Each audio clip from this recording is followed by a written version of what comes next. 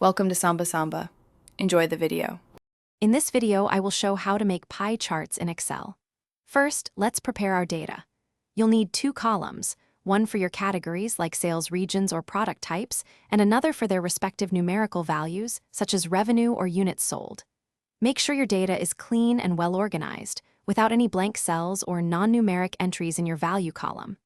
Then, select your entire data range, including the headers, to begin. Once your data is selected, head over to the Insert tab in Excel's ribbon. Look for the Charts group, and you'll find an icon that looks like a pie chart. Click on it, and a drop-down menu will appear.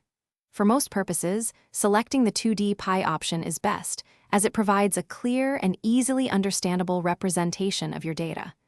This will instantly generate a basic pie chart on your worksheet. Now that you have your basic pie chart, it's time to make it shine.